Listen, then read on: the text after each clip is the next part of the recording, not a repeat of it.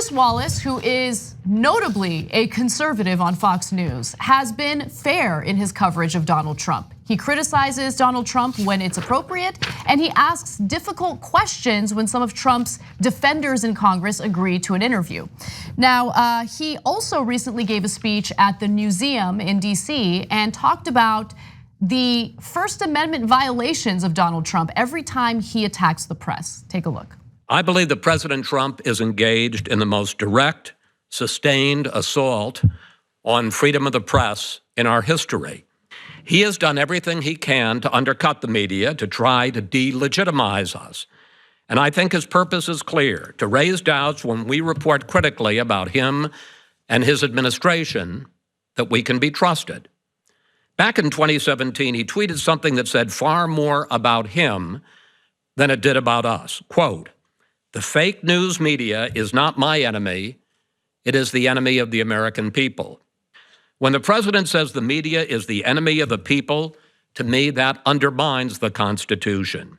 So I do think it is a tremendous threat to our democracy. Let's be honest, the president's attacks have done some damage. A Freedom Forum Institute poll associated here with the Newseum this year found that 29% of Americans, almost a third of all of us, think the First Amendment goes too far. And 77%, 3/4, say that fake news is a serious threat to our democracy. I thought that was a powerful speech, and it's important for a conservative to bring this up. No, Chris Wallace really establishing his reputation here, because the question isn't what happens when things go your direction. It's what do you do under adversity, and when you are have to challenge someone that is on quote unquote on your side, right? And he's passing the test in flying colors. He's very tough on Democrats, but now he's also tough on Republicans and tough on Trump under enormous pressure. Trump has tweeted about him and said his dad should be embarrassed of him, has mocked him in every way, that has turned his audience against him, and that potentially endangers his job, which was, I'm sure, quite lucrative. So that's profile encouraged. You gotta keep it real. And look, he makes a great point about the polling. Jesus, 29% of the country thinking the First Amendment goes too far.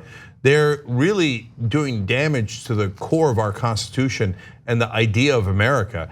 And let's note for the conservatives that are in that 29%, which I would guess is the overwhelming majority, these are the same guys yelling freedom of speech when it comes to hate speech. When they're talking about race, when they want to be racist, they go PC culture. They say, oh, it's PC culture. I have my First Amendment rights to say racist and bigoted things. And then when you turn around and go, how about criticism of your dear leader? They say, no, I don't believe in the First Amendment. Look, this is why, and it's a little bit of a tangent, but it's related. This is why I want comedians to pay closer attention to what's happening in the country, right? Now, some of them do, but others feel like, oh, all of these violations to freedom of speech comes from the snowflake left, right? And while I grant you that there are people on the left who want to police comedy, and I don't think they should, right? I think that comedy is a form of expression and it shouldn't be censored in any way. You also have to keep in mind that when it comes to the fundamental assault on the First Amendment, it's coming from the right. It's coming from the top. The president of the United States is guilty of that times 100. And so just be focused on who the real threat is. It's not, a few members of the left wing who don't like maybe something that might be perceived as transphobic or racist or whatever. And guys, I want to be super clear about this. That doesn't mean that you can't criticize the press. Of course you can. So that number, the 77% say there's fake news is a serious threat to our democracy. I'm sure that that's a lot of Trump followers. It's probably also the progressives and Democrats who were originally worried about actual fake news that affected the 2016 election, the fake news that helped Donald Trump. He then later adopted that term and flipped it on its head. So that's part of why that number is large. But there's another contingent there that the press should be concerned about, which is that the press does not acknowledge their establishment bias. So they say, no, our perspective is the correct perspective. It is the objective perspective. Anyone who disagrees with us is not objective.